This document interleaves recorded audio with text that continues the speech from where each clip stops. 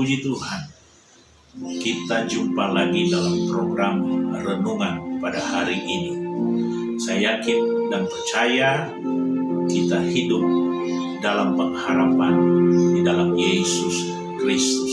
Saudara yang kekasih, yang ada di Jakarta dan di Jabodetabek, bahkan di seluruh Indonesia, kalau kita berada dalam Kristus, kita hidup di dalam pengharapan. Pada saat ini saya akan membagikan renungan dengan judul Orang Benar Hidup Oleh Iman. Langsung saja kita akan membaca di dalam Ibrani 10 ayat yang ke-38. Tetapi orangku yang benar akan hidup oleh iman, dan apabila ia mengundurkan diri, maka aku tidak berkenan kepadanya. Bagian depannya saja kita akan bahas, tetapi orangku yang benar akan hidup oleh iman. Nah, saudara-saudara yang kekasih, ini hanya dikatakan bagi orang benar. Orang benar akan hidup oleh iman. Bagaimana dengan orang yang tidak benar, orang yang tidak percaya, orang yang tidak dilahirkan baru? Nah, mereka akan dituntun dengan pikirannya, dengan polanya, dengan sistemnya, dengan hal-hal yang berkaitan dengan ada di dunia ini. Tetapi orang yang percaya, dia akan hidup oleh iman. Bahkan dikatakan di dalam 2 Korintus 5 ayat 7, sebab hidup kami ini adalah hidup karena percaya, bukan karena melihat. Nah, saudara-saudara, orang benar itu dia akan hidup bukan karena melihat, tetapi karena percaya, karena iman. Nah, iman dari orang percaya adalah dia melihat sesuatu sebelum fakta itu terjadi. Dia melihat sesuatu sebelum fakta itu terjadi. Dia mendahului fakta. Ini luar biasanya bagi kita orang yang percaya. Tetapi bagi orang yang tidak percaya, ini ada perbedaan. Dan dikatakan dalam 1 Korintus 2 ayat 14 dan 15, tetapi manusia duniawi tidak menerima apa yang berasal dari roh Allah, karena hal itu baginya adalah suatu kebodohan, dan ia tidak dapat memahaminya, sebab hal itu hanya dapat dinilai secara rohani. Tetapi manusia rohani menilai segala sesuatu, tetapi ia sendiri tidak dinilai oleh orang lain. Jadi hal-hal yang rohani tidak dapat dipahami oleh orang dunia. Orang di luar Kristus tidak dapat memahami hal-hal yang rohani. Nah, oleh sebab itu dia tidak dapat dikatakan dia hidup dengan iman. Dia tidak bisa berjalan dengan iman.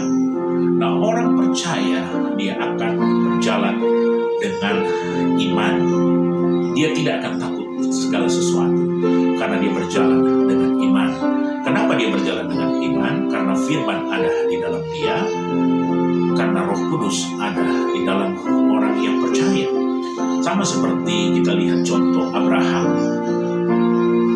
Dijanjikan oleh Tuhan bahwa keturunannya akan seperti bintang di langit dan pasir di laut. Ini mendahului fakta. Sebelum fakta terjadi, firman Allah sudah dinyatakan, dan Abraham ini menerima dengan iman. Dan kemudian diuji bahwa setelah dia mendapatkan keturunan yang bernama Ishak, dia harus mengorbankan Ishak itu.